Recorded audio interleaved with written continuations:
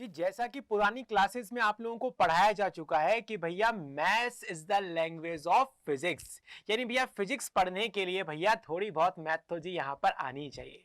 जी physics में जहां पर जाइए यहाँ पर ये नहीं कहा जा रहा कि भैया जो मैथ्स ही फिजिक्स है, यहाँ ये बोला जा रहा है कि जी फिजिक्स में अपनी बात को समझाने के लिए सर मैथ आनी जरूरी है, यानी कि हमें मैथ की रिक्वायरमेंट होती है।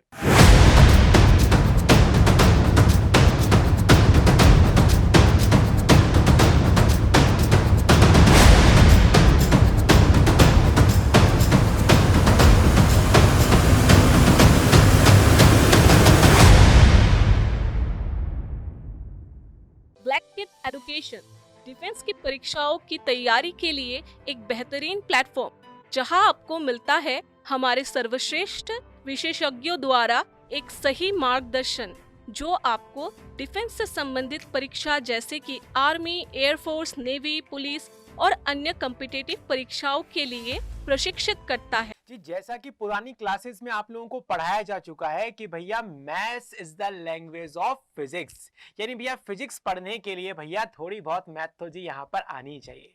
जी फिजिक्स में जहां पर जाइए यहाँ पर ये नहीं कहा जा रहा कि भैया जो मैथ्स ही फिजिक्स है, यहाँ ये बोला जा रहा है कि जी फिजिक्स में अपनी बात को समझाने के लिए सर मैथ आनी जरूरी है, यानी कि हमें मैथ की रिक्वायरमेंट होती है। अब जी इसी तरीके से फिजिक्स में अपन लोग यहाँ कुछ और टूल्स की भैया मदद लेते हैं, जिन टूल्स की मदद से अपन लोग अपनी प्रॉब्लम्स को जी बहुत ही सिंप्लीफाई तरीके से अपन एक्सप्रेस कर सकते हैं। जी उन्हीं टूल्स में से एक टूल जी अपने पास है जी वेक्टर। अब भैया एक चीज समझिए कि सर ये वेक्टर क्या है, लेकिन सर वेक्टर को भी समझने से पहले ये पता होना चाहिए कि सर आखिर इस टूल की नई चीज को बताने की जरूरत हमें क्यों पड़ी। तो सबसे पहली बात जो यहाँ पे समझाई जाएगी जी वो है सदिश की आवश्यकता, कि सर आखिर इस नई चीज की हमें रिक्वायरमेंट क्यों पड़ी है। सर तो सदिश की आवश्यकता के केस में एक चीज जान लेना हम लोगों के लिए यहां जरूरी होगा। जी मान लीजिए अगर अपन लोग बात करते हैं जी 1D मोशन के बारे में, यानी कि एक विमीय गति के बारे में, तो जी एक विमीय गति में अगर आप लोगों को जी दिशा बतानी है, क्या जी एक विमीय गति में अगर हमें दिशा बतानी है तो जी अपन लोग वहां पॉजिटिव और नेगेटिव साइन से भी काम चला सकते हैं। जैसे मान लीजिए कि भैया एक विमीय गति जो कि एक सरल रेखा के ऊपर होती है, सर अगर उस तरफ कोई पिंड या वस्तु गति कर रही है तो सर उस तरफ वाली दिशा को हम मान सकते हैं धनात्मक, और जी अगर उसके विपरीत जी यहां पर गति करिए तो जी यहां पर हम लोग उसको ऋणात्मक चिन्ह से यहां डिनोट कर सकते हैं। लेकिन जब बात करें भैया 2D मोशन की, किसकी जी 2D मोशन की या फिर 3D मोशन की, यानी कि द्विविमीय गति एवं त्रिविमीय गति में जहां पर x भी चेंज होगा, y भी चेंज होगा, और अगर त्रिविमीय गति हो जाए तो जी x और y के साथ साथ z भी चेंज होगा। तो जी भैया द्विविमीय और त्रिविमीय गति में अपन लोग पॉजिटिव और नेगेटिव साइन से भैया दिशा के बारे में जानकारी नहीं दे सकते, यानी ये चीजें यहां नाकाफी है जी। इसीलिए अब हमें दिशा को बताने के लिए क्या जी द्विविमीय गति एवं त्रिविमीय गति में दिशा की जानकारी बताने के लिए एक और नए गणितीय टूल की जी रिक्वायरमेंट है जी। उसी भैया टूल का नाम अपने पास यहां वेक्टर पड़ा है। तो भैया सबसे मेन जो इसकी नीड निकल करके आ रही है वो नीड अपने पास यहां पर आ रही है कि भैया द्विविमीय एवं त्रिविमीय गति में दिशा को प्रभावी रूप से बताने के लिए सदिश प्रयोग में आता है। भैया सदिश तभी अपने पास यहां प्रयोग में आएगा। सर जी ये तो बहुत अच्छी बात हो गई है। अब सर बात यह है कि सर आखिर सदिश होता क्या है। मुझे सदिश को समझने के लिए भैया आप लोगों को एक कैटेगरी यहां पर जान लेना जरूरी है। भैया भौतिक राशियों का जो विभाजन है उनको कई कैटेगरी में किया गया है, पर जी अगर हम लोग बात करें जी दिशा के बारे में, यानी वह भौतिक राशियां जिनको एक्सप्रेस करने के लिए, जिनको एक्सप्लेन करने के लिए, जिनको समझाने के लिए दिशा की आवश्यकता है या नहीं, तो जी इस कैटेगरी के आधार पर अपन लोगों ने भौतिक राशियों को दो पार्ट्स में यहां विभाजित किया, जिनमें से एक का नाम जी अदिश और जी दूसरे का नाम जी अपने पास यहां सदिश। तो भैया यहां दिशा के आधार पर जी आप लोगों ने भौतिक राशियों को दो यहां पे जी पार्ट्स के अंदर डिवाइड किया जी। एक जो पार्ट है जी वो अपने पास है जी स्केलर फिजिकल क्वांटिटी, यानी जिसको हम लोग यहां पर बोलते हैं अदिश भौतिक राशियां। और जी दूसरा जी पार्ट जो अपने पास यहां पर है जी वो है वेक्टर यानी कि सर अपने पास यहां सदिश भौतिक राशियां। तो चलो बच्चों, सबसे पहले अपन लोग इस कैटेगरी के आधार पर, इन पार्ट्स के आधार पर जी यहां इन दोनों के मध्य अंतर को बहुत अच्छे प्रभावी रूप से जी यहां पर समझ लेते हैं। अब सर इस अंतर में आखिर समझने वाली सर यहां बात क्या है? ये सबसे पहली चीज सर, आखिर अदिश से मतलब क्या होता है? तो भैया वह भौतिक राशियां, सुनिएगा यहां पे, वह भौतिक राशियां जिनको समझाने के लिए हमें दिशा की आवश्यकता नहीं होती, भैया उन्हें अदिश कहा जाता है। तो जी ये यहां पे एक सिंपल सा जी डिफरेंस यहां पर बताया गया है। वह भौतिक राशियां, यहां भौतिक राशियों के बारे में बताया जा रहा है, वह भौतिक राशियां जिन्हें समझाने के लिए दिशा की आवश्यकता, क्या जी, दिशा की आवश्यकता नहीं होती, दिशा की आवश्यकता नहीं होती जी। उन्हें हम लोग जी यहां पर अपन लोग उन्हें सदिश के उन्हें हम लोग यहां अदिश के नाम से जानते हैं। तो जी वह भौतिक राशि जिन्हें समझाने के लिए दिशा की आवश्यकता नहीं होती। तो जी यहां पर अगर हम लोग कैटेगरी बनाए तो भैया वह भौतिक राशियां जिन्हें समझाने के लिए दिशा की आवश्यकता होती है। तो जी जहां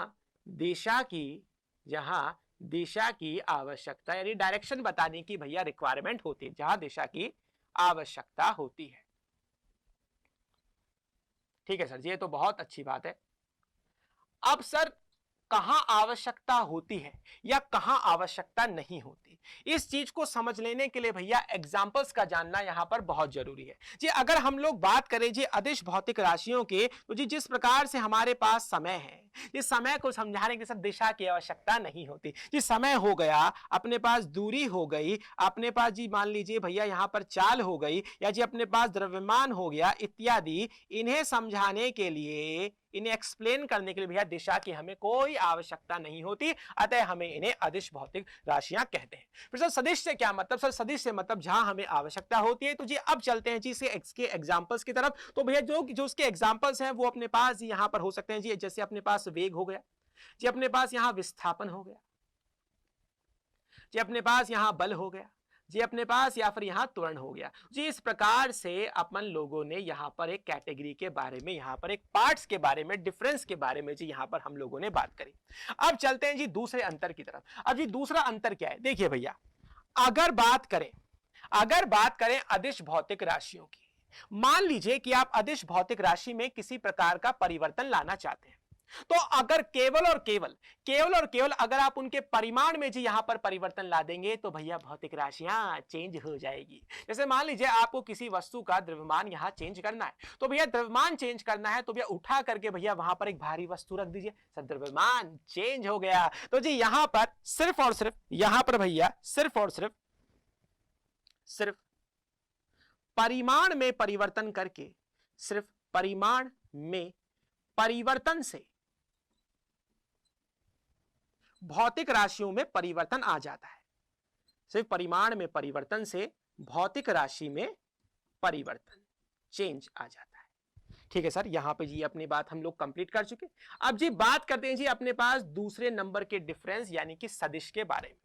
अगर आप लोगों को सदिश राशि में भैया किसी प्रकार का परिवर्तन करना है, तो जी यहां पर परिवर्तन कई तरीकों से लाया जा सकता है। सर कैसे?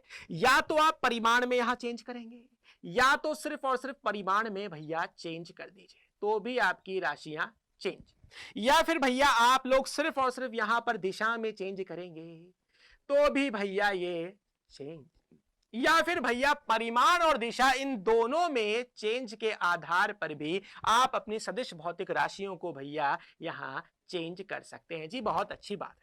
देखिए भैया, अब तक के जितने भी डिफरेंसेस के बारे में, जितने भी अंतरों के बारे में हमने पढ़ा है, वो एक तरीके से अपनी बात को कुछ यहां पर अपने तरीके से यहां एक्सप्लेन कर रहे हैं। लेकिन जी अगर बात करें सबसे मुख्य अंतर की, क्या जी, सबसे मुख्य अंतर की, तो सबसे यहां जो मेन डिफरेंस है वो भैया अपने पास निकल करके आ रहा है जी, नंबर 3 वाला डिफरेंस। जी अगर हम लोग यहां पर बात करें सबसे मेन डिफरेंस के बारे में जी, कभी अगर आप लोगों के पास एग्जाम में वेक्टर और स्केलर क्वांटिटी के बीच अंतर पूछा जाए, जी सबसे मुख्य जो अंतर होता है वो होता है जी नंबर 3 वाला।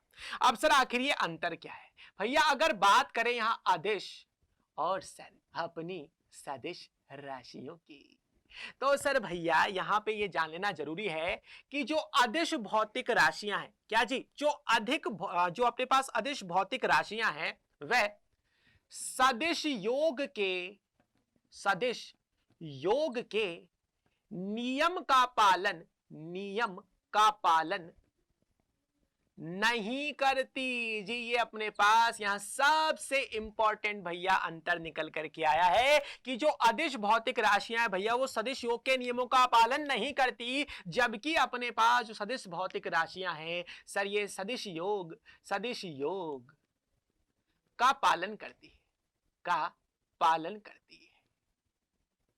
अब सर आपने यहां सदिश योग के नियम के बारे में सर हमें बताया, लेकिन सर अब तक हमें इस बारे में कोई इंफॉर्मेशन नहीं मिली है कि सर आखिर सदिश योग के नियम क्या है। तो चलिए भैया, सदिश योग के नियम को समझने के लिए क्यों ना अपन लोग एक एग्जाम्पल से यहां पर शुरू करते हैं जी। जैसे मैंने यहां पर जी एग्जाम्पल लिया भैया, लोग अपने पास में करंट का, यानी कि विद्युत धारा के बारे में, मैं यहां इलेक्ट्रिक करंट के बारे में भैया बात कर रहा हूं। अब भैया जो विद्युत धारा है, क्या जी भैया, जो विद्युत धारा है वो अपने पास में, उसके पास दिशा भी होती है और सर उसके पास परिमाण भी होता है जी। सुन लीजिए भैया, उसके पास, ये हम लोगों के पास यहाँ दिशा भी होती है और जी वहां पर हमारे पास यहाँ पर परिमाण भी होता है। तो देखिए भैया, हमारे पास में जो विद्युत धारा है उसके पास दिशा एवं परिमाण दोनों है, क्या जी, दोनों है भैया।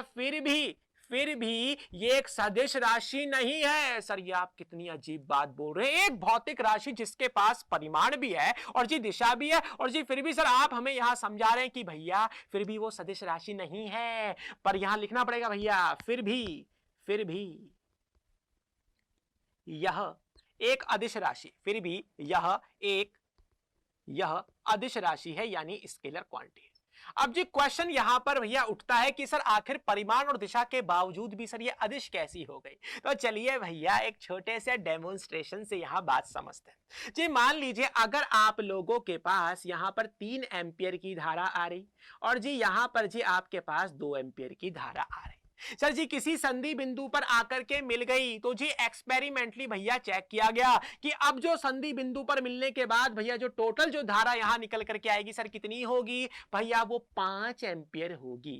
अब वो 5 एम्पियर होगी, चाहे इन दोनों धाराओं के जो मध्य का जो कोण है, चाहे वह 60 डिग्री रहे, चाहे वह 70 डिग्री रहे। अगर आप लोग यहां इन दोनों धाराओं के मध्य अगर यहां 90 डिग्री का भैया कोण ले रहे हैं, तब भी भैया अगर ये 3 एम्पियर और ये 2 एम्पियर है, तो भी भैया परिणामी जो धारा है भैया 5 एम्पियर की होगी। सर तो बड़ी कमाल की बात होगी। सर आपने कहा था जो सदिश जो भौतिक राशियां हैं उनमें दिशा में परिवर्तन के बाद परिमाण, वहां पे दिशा में परिवर्तन के बाद भैया वो सदिश राशियां चेंज हो जाती है, जबकि भैया करंट के केस में, विद्युत धारा के केस में हमने यहां पे जब कोण चेंज किया तब भी जो परिणामी धारा में किसी प्रकार का कोई डिफरेंस नहीं आ रहा। तो जी इसका मतलब क्या है? इसका मतलब ये सदिश योग के नियमों का पालन नहीं करती। तो सर अब जाकर के सर हमें समझ में आ गया सदिश योग का मतलब क्या है। जी सदिश योग का मतलब है कि अगर दो भौतिक राशियां जिनका आप यहां योग वगैरह भैया आप लोग वहां परफॉर्म कर रहे हैं जी, अगर आप उनकी दिशा में वहां परिवर्तन कर देते हैं तो जो परिणामी होगा जी उसके अंदर भी परिवर्तन